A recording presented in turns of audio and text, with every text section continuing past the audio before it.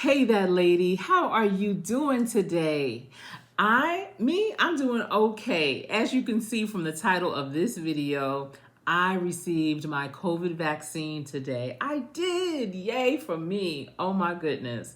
It has been a journey though. Let me tell you, decades ago, right out of college, I worked for environmental law firms in New York, in Manhattan, on Wall Street, had a great time, great experience.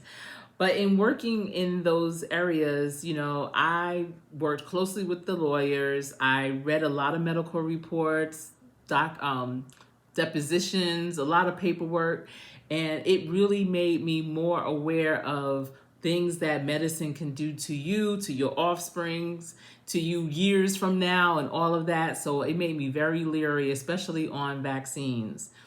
And when COVID hit, I was like, these vaccines are coming out a little too quick for me. It's not enough case study, not enough years of study and all of that. I don't think I'm going to get it. I was not going to get it. I said, you know what? I'm glad everybody else wants to get it. Cool. That'll be great because, I won't have to get it.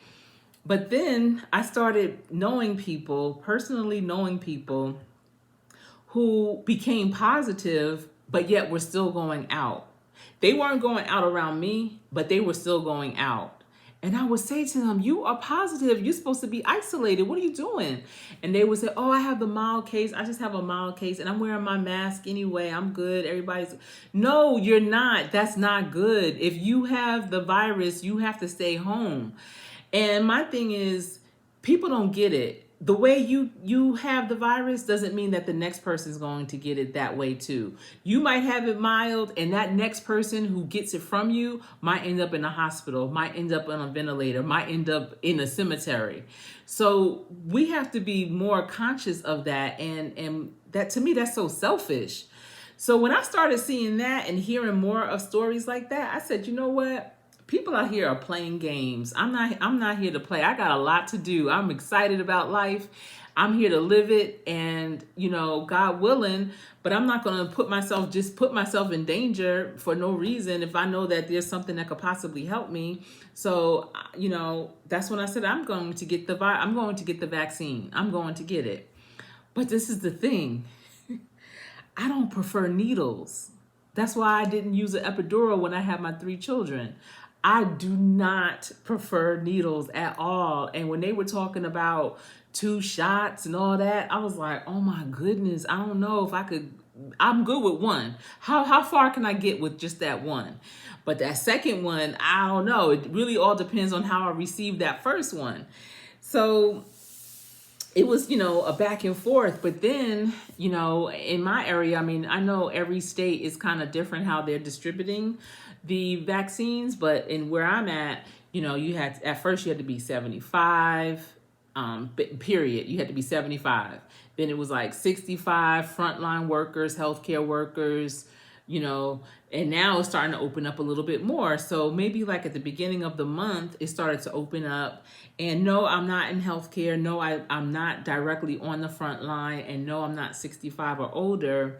However, what I do, my participants are frontline workers. And when I am with them in person, there's a possibility that I could be exposed. And I actually was exposed twice and had to isolate. So, I felt like I'm sort of on the front line and I needed to be vaccinated just to have that assurance when I do go out in the field to see my participants that everything is good. So I kept trying to get a vaccine, but it was like, not yet, not yet, not yet. And then finally, like I said, the beginning of March into February, I had the opportunity to register for a vaccine. And the earliest date for me was March 31st. And I jumped all over that because also my father, who lives 4 hours away, he's 82, soon to be 83. He got his first dose, and I wanted to make sure that we were kind of on the same time frame so that I could see him again, more comfortably. So I was like, it was really important to me to get the vaccine. And so March 31st was my date. I was rocking with that. I was fine. I wasn't thinking nothing of it. I wasn't mad at anybody for it. I was really fortunate and grateful to have it. But then a couple of weeks ago, I got another notification of another facility that was registering people to take it. And I said, well, you know what? Let me just see what dates they have. And I was able to get March 19th, which is tomorrow. So I was like, all right, cool. That's earlier than the 31st. I'll take that. Let me cancel my other one and let me go with this one. So I did that. Then yesterday, I get an email from my benefits department, and they were like, for those of you who have not gotten vaccinated but are interested, tomorrow in this location, Walgreens will be vaccinating using Johnson & Johnson, boom, boom. And I was like, wait a second, Johnson & Johnson? Hold up, wait a minute. Isn't that the one and done vaccine? All right, wait, let me see what dates and times they have. Okay, it's all tomorrow. Let me see if they have any time slots. I've selected the time slot that I was interested in. It was available. I got a confirmation. I said, wait a minute. Canceled my other one. And today was the day. Oh my goodness, you guys. So I get to the facility. It wasn't crowded. I mean, there were people there. Everyone was respectful of their time slot and everything. They had it spaced out wonderfully, how they received you, how they gave you the injection, and how they let you, sit and rest and wait for a little bit. 15 minutes it was. But like I said, I don't do needles. So whenever I have anyone doing anything invasive to me, be it a needle, the swab for the test, any of that, I need to know who you are. Like, can we have a small conversation before you just do what you're gonna do? How are you doing? Where are you from? How long have you been doing this? How many people have you done this to so far today? Can we have a little conversation? So I went to a man and, I told him, I said, I don't do needles well. I really need to have a conversation with you prior to this so that we can kind of get to know each other a little bit better. And he said, okay. So he had an accent. I said, where are you from? He said, guess. Okay, cool. He gave me 3 guesses. I said, Trinidad, Bermuda, and St. Croix. They were all wrong. He's from Africa, and I can't remember the country in Africa he's from, but he's from, he's from Nigeria, but I can't remember the part of Nigeria that he's from. So then we started talking about African food. I was telling him I'm really curious to taste the fufu and the stew. It starts with the letter E. I can't remember the name. Egasi. I believe it's Egasi stew. And he was saying how that's his favorite. And I asked him where is the spot in our area. He told me the best place to go. I'm so excited. I'm going to try them out either this week, the end of this week, or next week. And so, friends to the end. So now it's time to, we get to know each other. Now it's time to get down to business. So, of course, I have on the wrong shirt. So I had to pull my shirt down and I looked away. I felt like if I don't see it coming, I won't feel it. I could sense him coming closer. So right before he touched me, I actually yelled out, ouch. Ouch. Yeah, it was kind of loud and paused everything. It's okay. Just being ridiculous, really. So he was like, you good? You all right? Yeah, I'm fine. You go ahead. I'm sorry. Just a reflex type of thing. So I'm still looking away and he puts it in. You guys, it's like right here. As soon as it entered, first of all, it hurt. It did. No pinch, no whatever. It hurt. It hurts. It hurts. Period. And also it was burning as the vaccine was going in. It was burning, and I want to say I had that burning sensation in that area for probably 45 minutes to an hour in that arm. Also, it was important to not put it in the arm that you use most. So I'm left-handed, so I put it in my right arm. It was a burn. A burn that if it was a constant, I would not prefer it. I would definitely have to seek medical attention. but it did subside, which is great.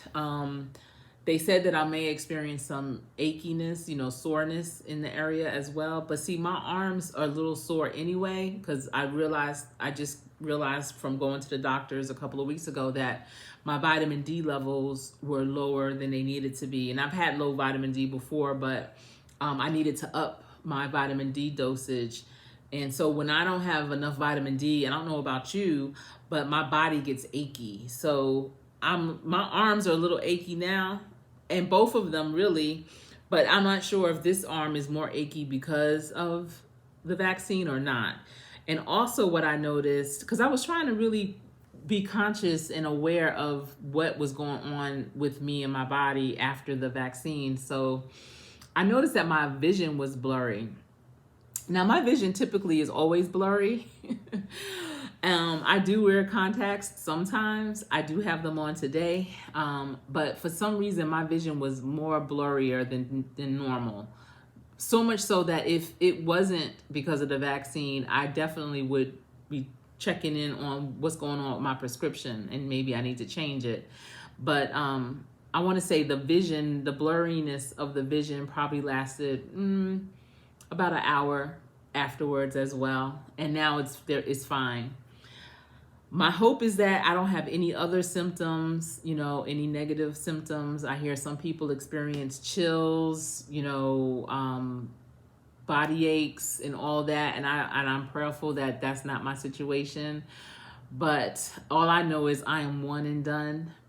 The verdict is still out on how long the vaccines will last. Someone said they heard 90 days, almost like the flu vaccine. I've never taken the flu vaccine, but, they said that's why you have to get the flu shot every year during flu season.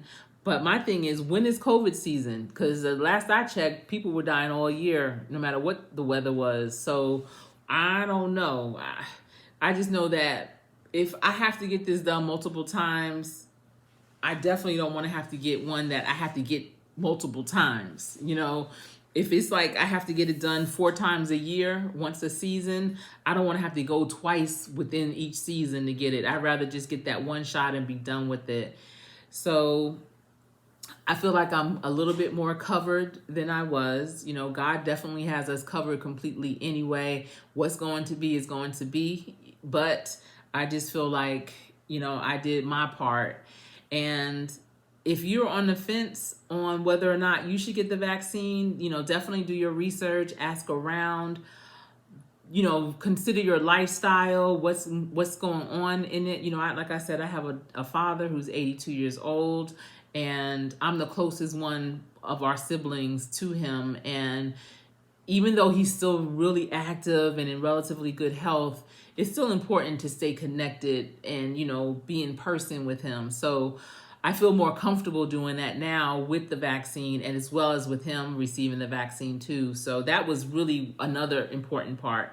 And the other piece, like I said, was there are people out here walking around positive, you guys, that don't give a dag on about nobody else, calling their version of the virus mild.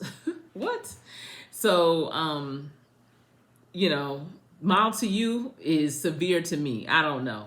It could be. So I don't want to take that chance either. So if this video helped you in any way in making that decision on taking that leap and getting the vaccine, I hope it has. So far, so good. I'll keep you updated because I have more videos to come. There's more I want to share with you, especially when it comes to,